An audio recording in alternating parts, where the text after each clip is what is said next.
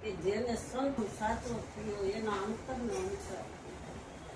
સત્સંગ વિના, સંત સમાગમ વિના, સાચો સંત સમાગમ વિના આપણા અંતરનો અંતર ન. એટલે સંતો બધા શું કે છે, સત્સંગની એક ઘડી સમરણ વર્ષ 50.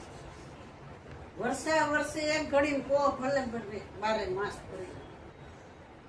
કે સત્સંગ તમે એક ઘડી કરી લ્યો, 50 વર્ષ સુધી સમરણ કોઈ કરીએ, 50 વર્ષ સુધી રાહ જોવી ખોટી. એ કરતા એક ઘડી સત્સંગ કરી લ્યો, એક જ ઘડી એટલી વારમાં કે આ તમને મળી જાય. એક ઘડી આધી નહીં પુણ્યા. તુલસી સંગત કે સાધ્ય ઘટે ખોટી અપરાધ. એક ઘડી ન મળે તો અડધી કલાક ન મળે તો 5 ઘડી. કેટલો દયાળુ, એની કરુણાનો કોઈ પાર નથી. એટલે કે સદગુરુ તો દેવનો દેવ છે. એથી નથી મોટો કોઈ દેવ, પણ સેવા કર્યા રીત વિના નહીં રીત. સેવા સત્સંગ સમ આ ત્રિકુટી મુકામ આપને બતાવી કે થાય તો કોઈ તનની સેવા કરો ને કોઈ મનથી ભજન કરો, સંતોના સંગમાં જઈ. અને નકર ન થાય કાંઈ તો સમરણ તો કરો, તો ભીતરના તાળા ખુલે ને એમને ખુલે. એટલે કાલિદાસ મહારાજ કે સમરણ કરી લો શ્વાસ તો ભીતરના તાળા હોય તો મૂળ નામનો થાય.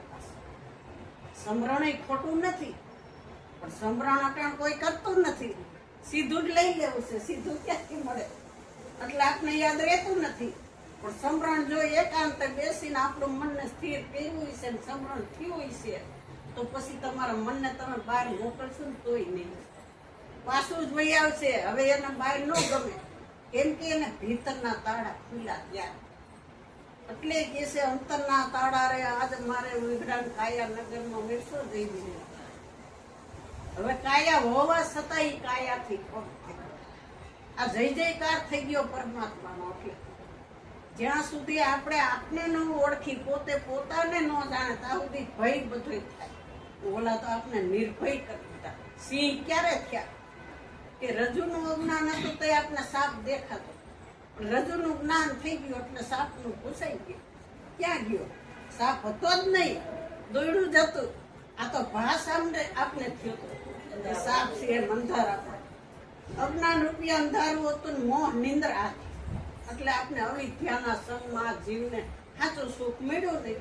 એટલે બધે ભટકવા ગયો અંધારામાં, અજ્ઞાન અવિદ્યામાં. આ બધે ભટકતા પોતાનું સ્વરૂપ ઓળખાઈ ગયું. એટલે કેવું ન પડ્યું ને પાછો વળી. ત્યારે કે છે અંછા તારા સ્વરૂપને શુદ્ધ સઘળા દુઃખનો આવી જશે. બધાય દુઃખનો અંત લાવી દે એને સાચા સંત. તો કે છે સાચા સંત સમાગમમાં જઈએ તો આપણે આપણી ઓળખાણ કરાવે. કે બીજા કોઈની ઓળખાણ નથી કરતા. રામની નહીં, કૃષ્ણની નહીં, રામાપીરની નહીં, રાધાની નહીં, કોઈની ભગવાનની ઓળખાણ નથી કરાવતા, પોતાની જ કરાવે. પોતે એ રામ જ છે. જો સમજે તો રામમાં ઈ તત્વ હતું, તમારામાં ઈ તત્વ છે. એનામાં 52 ઇન્દ્રિય હતી ને આપણામાં 52 ઇન્દ્રિય છે. તો આપણે રામને મોટા કેમ ગણી? નાના મોટા ને ભેદ તો હમણાં ભજન ગાઈ કાઢ નાખ્યું. કોઈ નાનું નથી મોટું નથી. ક્યારે કે આ દેહ દ્રષ્ટિ જાય તો. દેહ દ્રષ્ટિ છે ત્યાં સુધી નાના મોટું છે. દેહ નથી તો તમારે નાના મોટું ક્યાં છે? સદગુરુના શરણે તન મન ધન શીશ તો હોય. તો હવે દેહ તમારો ક્યાં છે? પ્રગટ પ્રભુની ઓળખાણ કરાવી.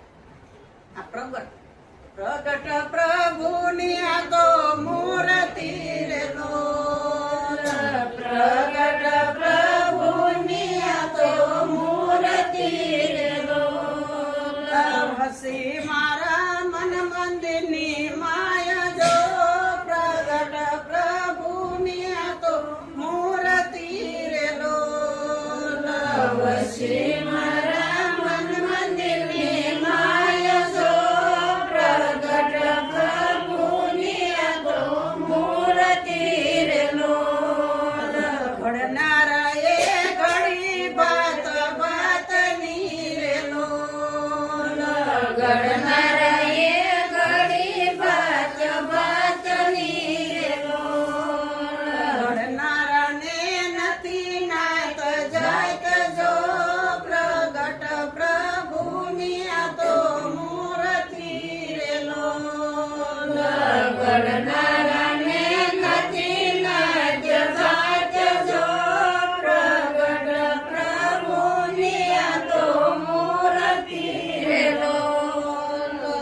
બધાયનામાં અત્યારે હાલ પ્રગટ પરમાત્મા છે.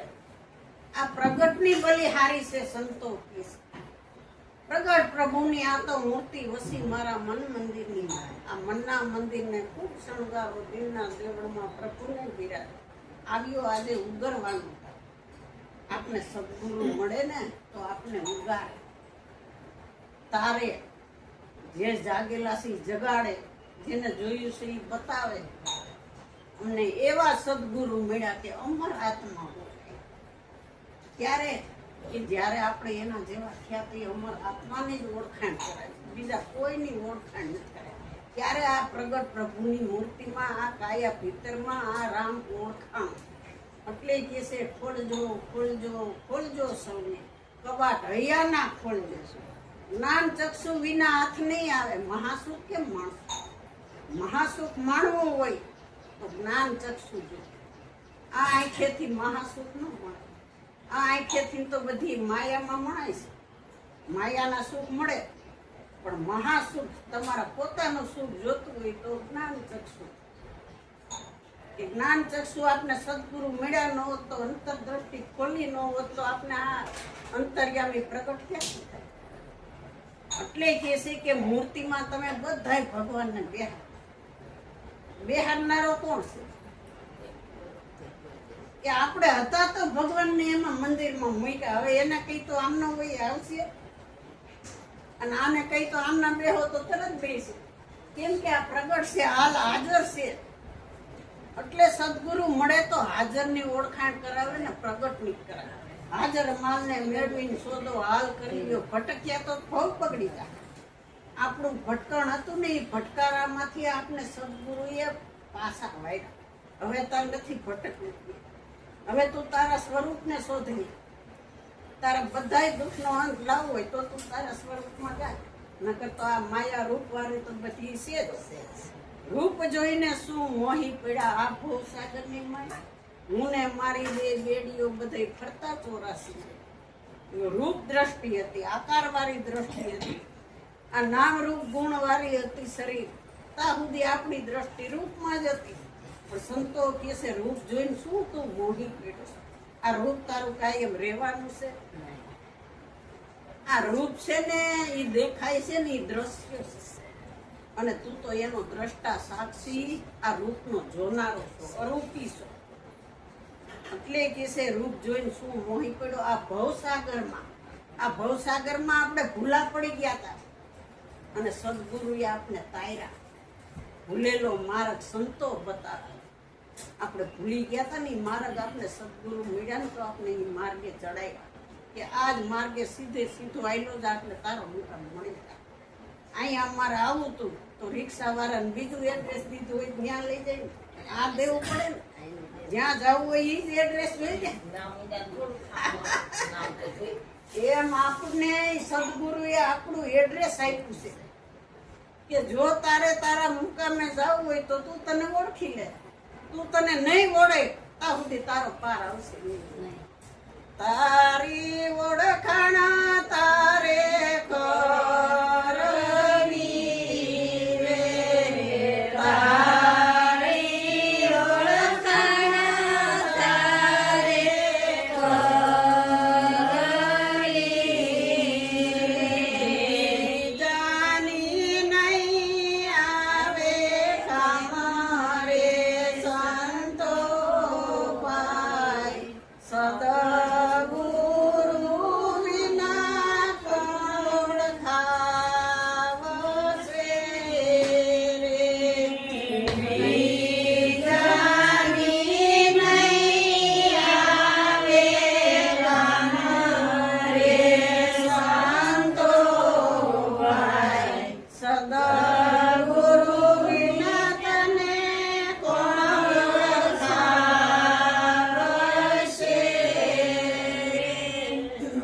સદગુરુ મળ્યા તો આપને આપણી ઓળખાણ કરે.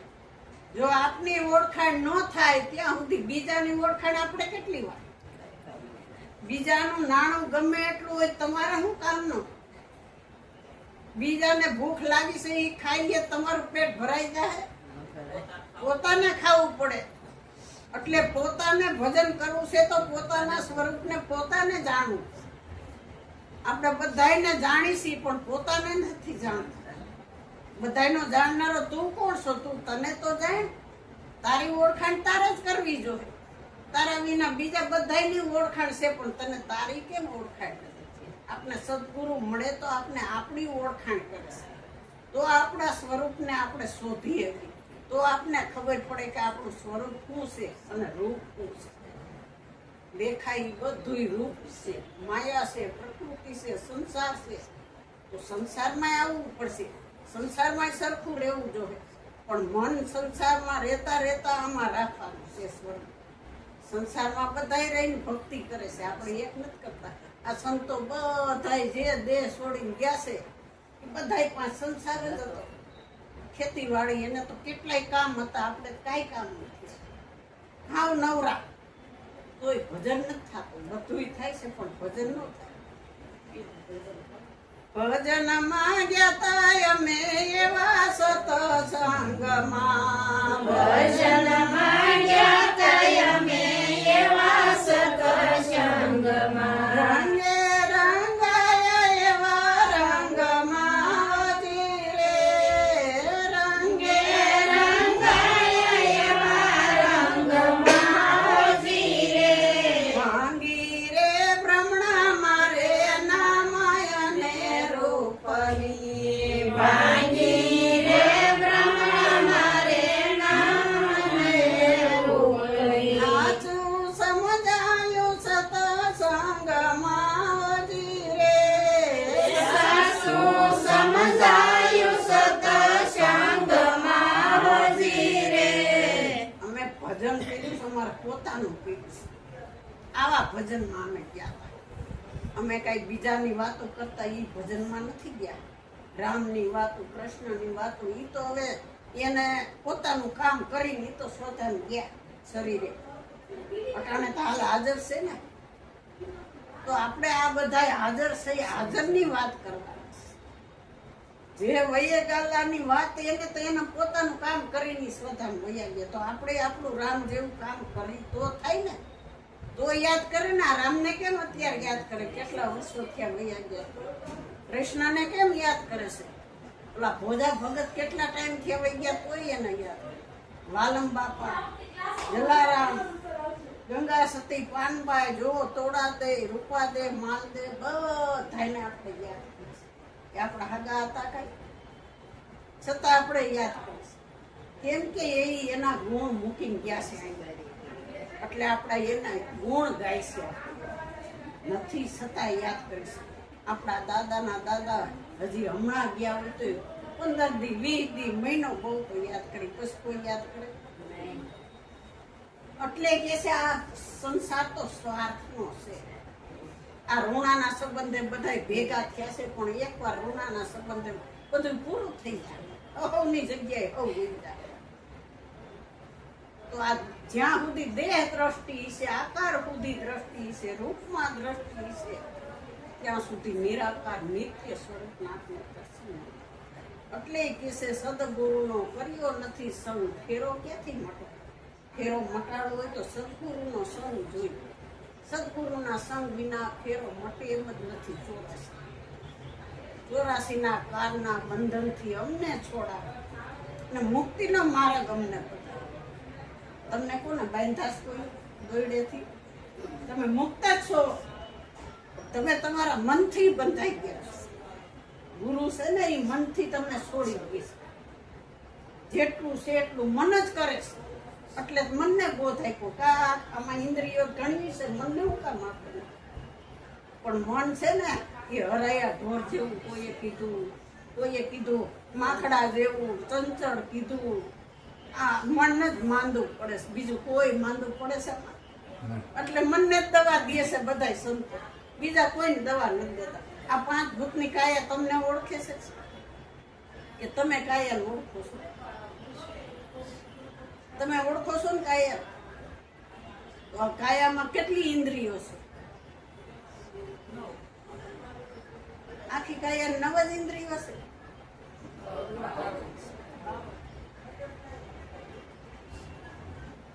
એ 52 52 ઇન્દ્રિયોની આપણે સમજણ તો જોઈ ને. એ 52 ઇન્દ્રિયો કઈ કઈ છે? નકર તો ઇન્દ્રિયો આ તીતમાં આપણે કઈ સુરતા જાય. ખાલી ઇન્દ્રિયોની આપને ખબર નથી. આ ઇન્દ્રિયો એ કોઈ તમને નથી ઓળખતા. પણ તમે ઇન્દ્રિયોની પાર ગયા ને તો ઇન્દ્રિય તીત આવી તો તમને ઓળખી એમ કે 5 જ્ઞાન ઇન્દ્રિય છે, 5 કર્મ ઇન્દ્રિય છે, 4 અંતરકર્મ છે, 5 તત્વો, 2 છે, 3 ગુણ માયા છે, 25 પ્રકૃતિ છે, 5 કોષ છે, 5 અન્નમય કોષ છે ને બધી. હા, આ બધાયથી 52 ઇન્દ્રિયો થાય. ગંજી પતન પાનો કેટલું 52 હોય ને, તો 52 માં જોકર બારો કાઢે ને તો ઈ 53 નો છે. તો આમાંય તમને જોકર બારો કાઢે છે. તમે બોલો છો ક્યાંથી? અંદરથી કે બહારથી? હે, અંદરથી બોલાય. કાલિદાસ 52 ની બાર બોલનારો, કાલિદાસ 52 ની બાર બોલનારો. 52 માં છું પણ 52 થી બારો, 52 માં છું પણ 52 થી બારો. રે હું તો અમર અનાદિ, રે હું તો અમર અનાદિ.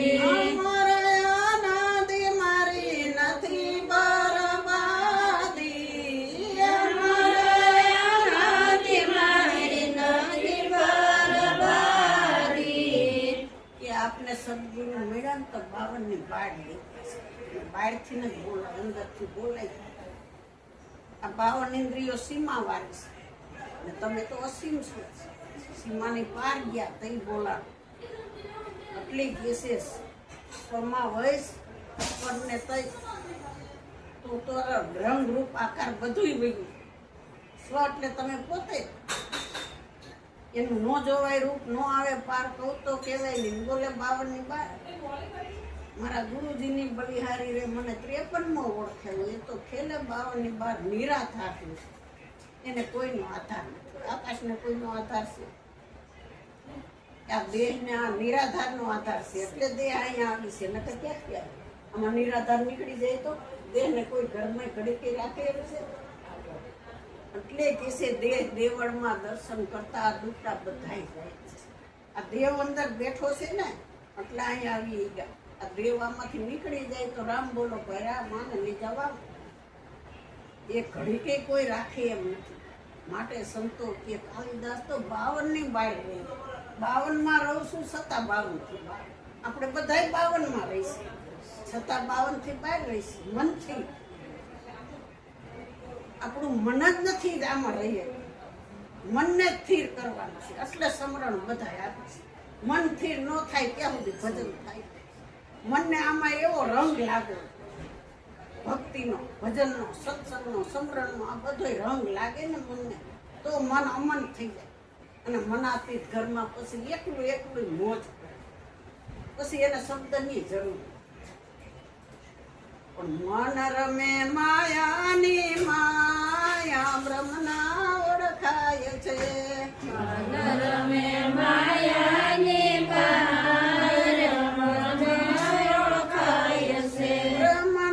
ઓળખાય છે ને એના કમાય છે.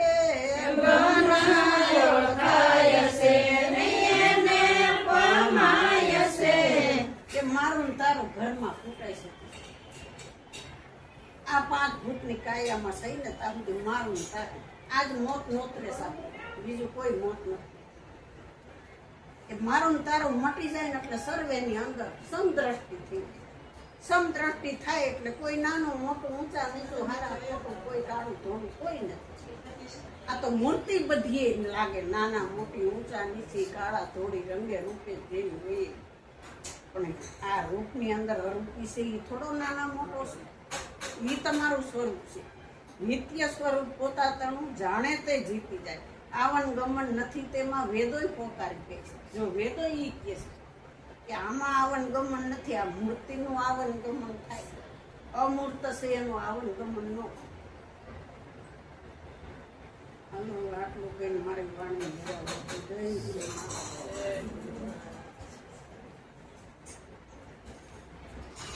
શ્રી